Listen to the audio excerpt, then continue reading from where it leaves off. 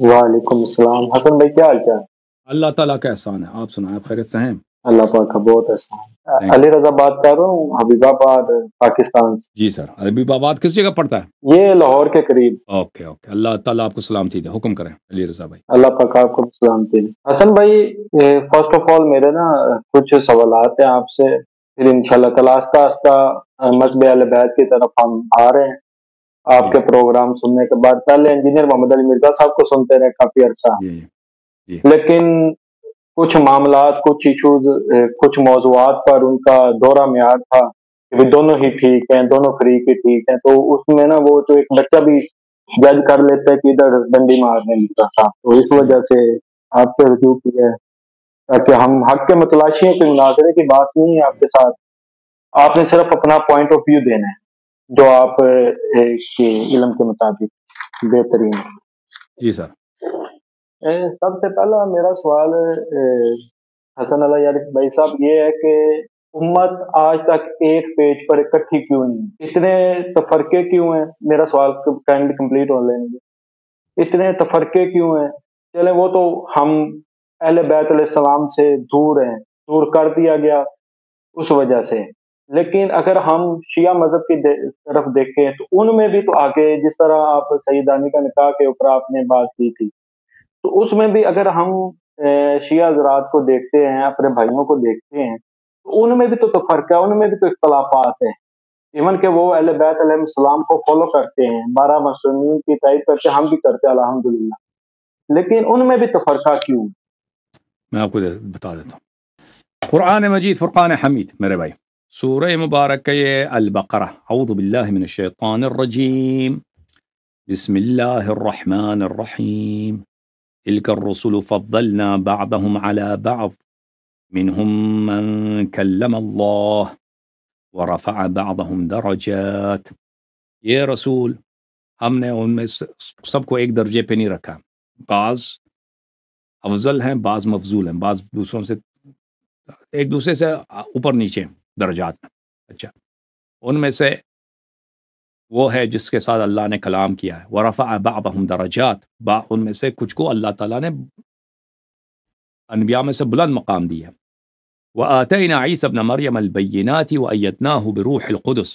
عیسی ابن مریم علیہ السلام کو ہم نے معجزات بینات دیا. مردہ کو زندہ کرتے تھے، پرندہ مٹی سے پرندہ بنا کے پھونک دیا، پرندہ بن گیا، زندہ بن گیا، ٹھیک ہے نا. اچھا، وایدناہ بروح القدس، ہم نے اس کو روح القدس سے، روح القدس کیا ہے اس کے ساتھ ہم نے تو اس کی تائید کی تھی. اب شیعہ روایات میں بہت ہے روح القدس کیا ہے. اچھا، وَلَوْ شَاءَ اللَّهُ مَا اقْتَتَلَ الَّذِينَ مِن بَعْدِهِم مِّن بَعْدِ مَا جَاءَتْهُمُ الْبَيِّنَاتُ.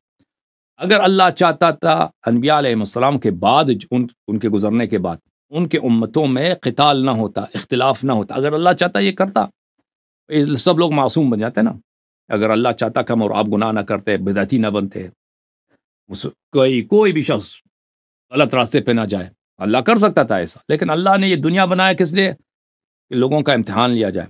جو گناہ کرنا چاہتا ہے وہ گناہ کر سکے، اور جو عبادت کرنا چاہتا ہے اچھا راہ وہ اس کے لیے میسر ہو.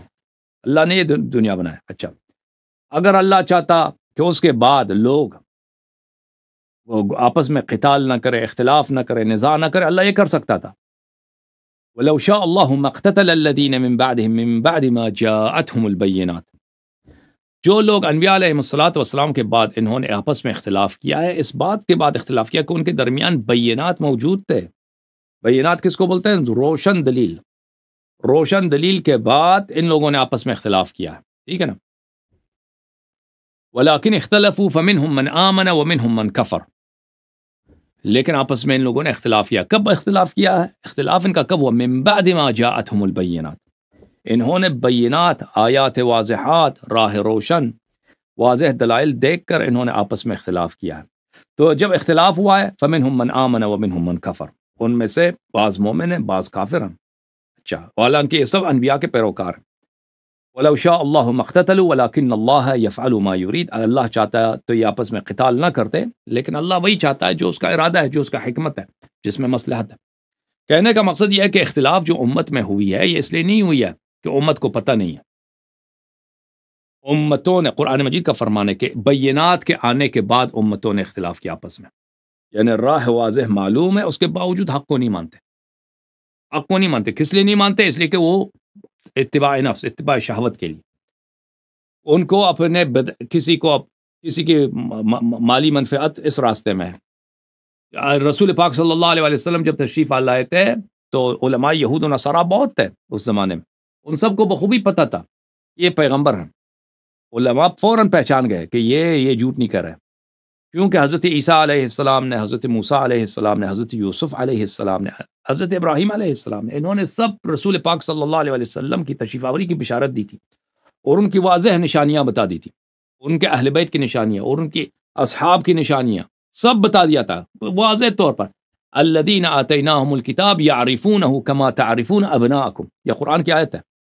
اہل کتاب جب نبی صلی اللہ علیہ وسلم آئے تھے جیسے آپ اپنے بیٹے کو جانتے ہیں. اب میں اپنے بیٹے کو جانتا ہوں کس طرح؟ اچھی طرح سے جانتا ہوں، میں تو اچھی طرح سے جانتا ہوں. جب سے پیدا ہوا ہے میں اس کے ڈائپر ہم نے چینج کیے نا، ہم تو جانتے ہیں بچہ مختلف مراحل سے. جیسے آپ لوگ اپنے بیٹوں کو جانتے ہیں، یہ لوگ پیغمبر صلی اللہ علیہ وسلم کو اسی طرح پہچانتے ہیں کہ یہ پیغمبر ہیں، لیکن نہیں مانتے. تو اس زمانے میں لوگ سب پہچان گئے تھے کہ پیغمبر ہیں. لوگوں نے نہیں مانا تھا. کس لیے نہیں مانا تھا؟ کوئی تعصب ہے بھائی، کسی کو دنیا پرستی ہے. اب میں فرض کریں کہ میں ایک پادری ہوں وہاں عرب میں، حجاز میں، یا یہودی عالم ہوں، لوگ مجھے تحفے دیتے ہیں، لوگ میری اتباع کرتے ہیں، میں حکم دیتا ہوں، میرا حکم چلتا ہے.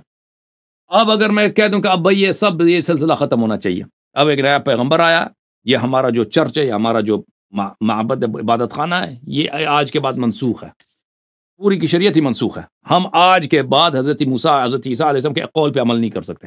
ہمیں سب جانا ہوگا، شروع سے سیکھنا ہوگا کہ پیغمبر صلی اللہ علیہ وسلم کیا فرماتے ہیں.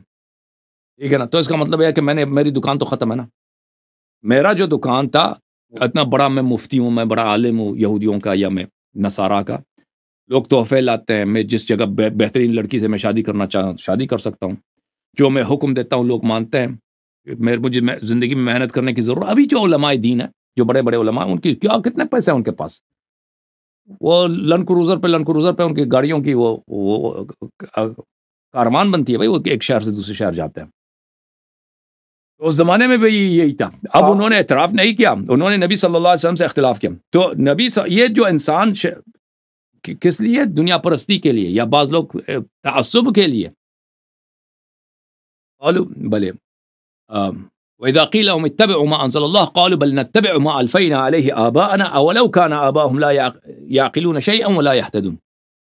جب ان سے کہا جاتا ہے کہ تم آ جاؤ اتباع کرو ما انزل اللہ، قرآن مجید کے اللہ کے جو پیغمبر آئے ہیں معجزات کے ساتھ آئے ہیں، اس پیغمبر کو تم اچھی طرح سے جانتے ہو، یہ جھوٹے نہیں ہیں.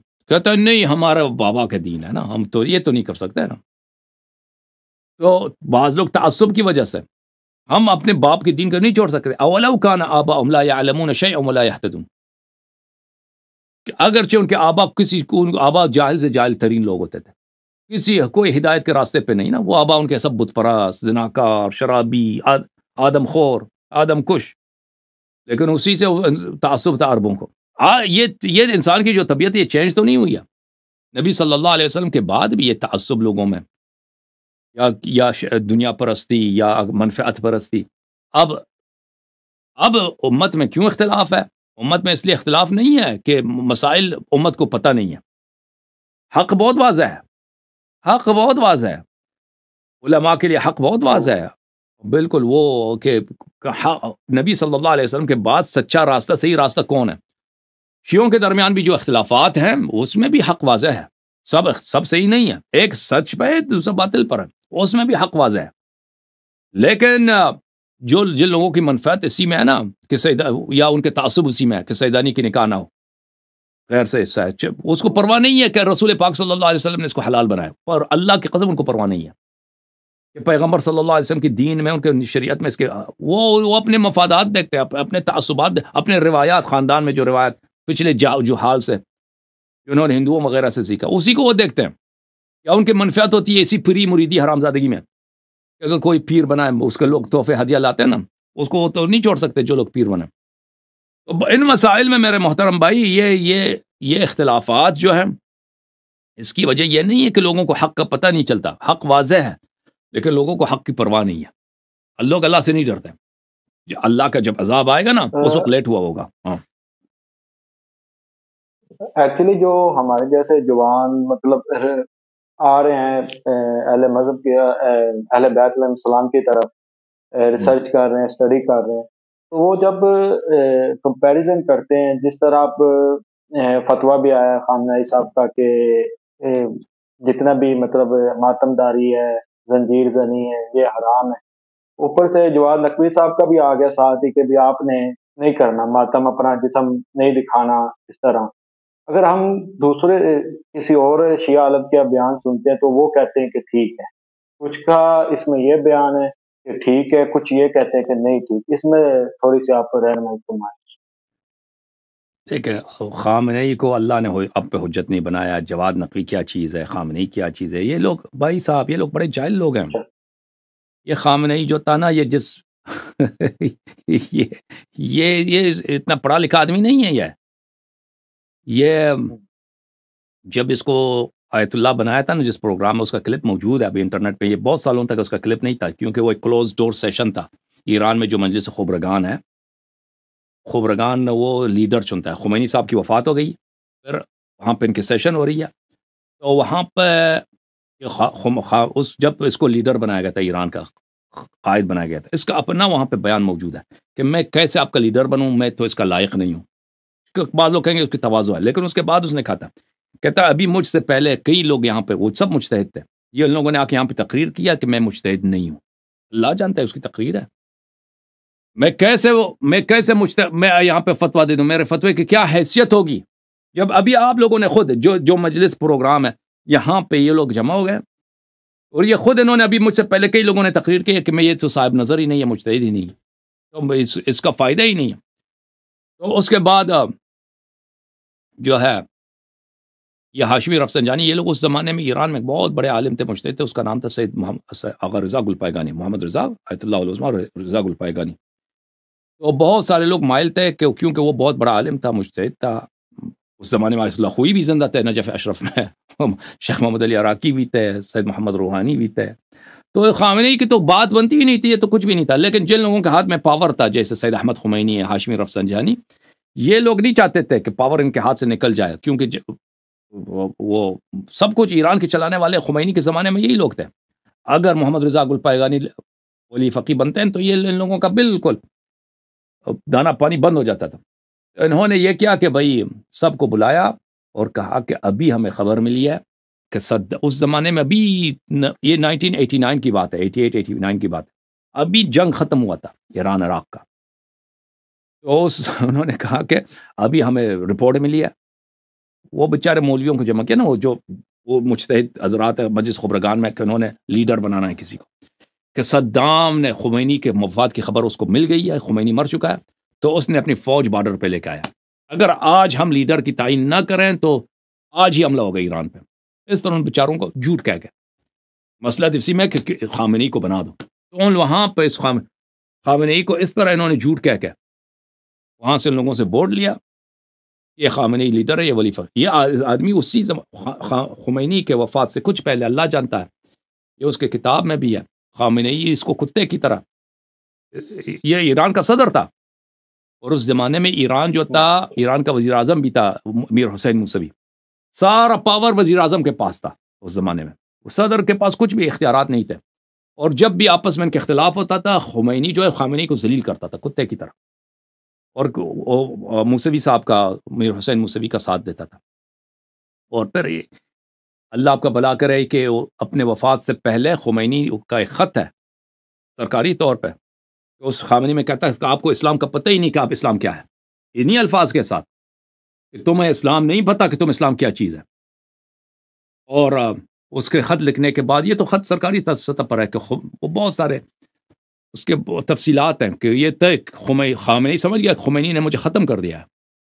وہ اس کا دفتر تھا جو صدارتی محل ہے، اس کے صدر چھت پہ جا کے سر پکڑ کے بیٹھ گیا تھا، خمینی نے آج مجھے قتل کیا. تو بہرحال اس کو کچھ نہیں آتا. یہ تو ایک نقلی آیت المجتہد ہے، نقلی آیت اللہ. یہ جواد نقوی بھی جو اس کو کچھ بھی نہیں آتا، اس کو قرآن بھی نہیں پڑھنا آتا. اگر یہ ایک صفحہ قرآن پڑھ کے سنائے نا جواد نقلی، تو میں اس کے سارے ادعا مان لوں گا. اس کو کہہ دیں کسی دن آ جائے نا اپنے ہی پروگرام میں کوئی قرآن کا ایک صفحہ پڑھ کے سنا دے، آپ پھر دیکھ لیں اس کو پڑھنا آتا ہے نہیں آتا، اس کو نہیں آتا قرآن پڑھنا آتا، حدیث نہیں پڑھنا آتا اس کو۔ جواد نقوی ان لوگوں کے پاس پیسے ہیں بھائی، کہاں سے پیسے آتے ہیں اللہ جانتا ہے، مجھے جواد نقوی کا نہیں معلوم، مدرسہ وغیرہ چلانے کے لیے تو بہت پیسے ہوتے ہیں۔ بہرحال یہ بڑے، اس کو چھوڑ دیں، یہ بڑے عالم، فرض کرتے ہیں بڑے عالم ہیں، بڑے عالم ہیں، اور بڑے عالم کی فتوے کی کوئی حیثیت نہیں ہوتی، میرے فتوے کی کوئی حیثیت نہیں ہے۔ حجت کیا ہے؟ کلام اللہ، حدیث شریف۔ اگر حدیث شریف میں ایسی بات ہے نا، ہاں حدیث شریف میں ہے، تو یہ فتویٰ متن سے کچھ نہیں بنتا۔ فتویٰ جو ہے اس کی ہم ان علماء کے امتی نہیں ہیں، یہ علماء حلال کر دیں تو حلال ہے، حرام کر دیں تو حرام ہے۔ ان کے حلال حرام کرنے سے کوئی چیز حلال نہیں بنتا، حرام نہیں بنتا۔ اگر اللہ نے حلال کیا ہے تو وہ حلال ہے، اگر اللہ نے حرام کیا وہ حرام کیا۔ عالم کتنا ہی بڑا ہو، کتنا ہی بڑا ہو، اس کے اپنے الفاظ کی کوئی اہمیت نہیں ہے، کوئی حجیت نہیں ہے۔ ہاں وہ عالم یہ کر سکتا ہے کہ بھئی حدیث آپ کو پیش کر دے، اپنا دلیل پیش کرے نا۔ یہ اگر کہہ دیں کسی مسئلے پہ دلیل پیش کریں، آپ نوجوان ہیں، اللہ نے آپ کو عقل دیا، آپ وہ مستری صاحب کو سنتے تھے، اب میری بات، اس حقیر کی باتوں کو سنتے ہیں نا، وہ تو آپ تو دلیل کو دیکھیں گے نا، اسی لیے ادھر آئے کہ دلیل کو آپ نے خود بولا کہ وہ ان کے دوہرے میں آ رہے ہیں، وہ کہتے ہیں یہ بھی صحیح ہے وہ بھی صحیح ہے، اس طرح تو نہیں ہو سکتا کہ اللہ نے عقل دیا۔ انہوں نے فدق کا معاملہ جو ہوا نا، تو ان کے الفاظ ہیں کہ بی بی فاطمہ سلام اللہ، اگر خلیفہ اول نے دے دیا تو بھی ٹھیک ہے، نہیں دیا تو بھی ٹھیک۔ بھائی اگر اتنا ہی ڈر ہے تو آپ کھڑے ہو جاؤ، ایک ہی طرف ہی کھڑے ہو جاؤ۔ اگر آپ نہیں حق بیان کرنا چاہتے تو ایک ہی طرف تو کھڑے ہو، منافق تو نہ بنو، سیدھی دشمنی کرو، پھر ایک ہی طرف تو کھڑے ہو۔ تو ہم جس طرح بی بی فاطمہ سلام اللہ علیہ کا حق مانتے ہیں الحمدللہ، باقی فدق کے معاملے میں، امامت کے معاملے میں الحمدللہ۔ ایک میرا آخری سوال ہے سر کہ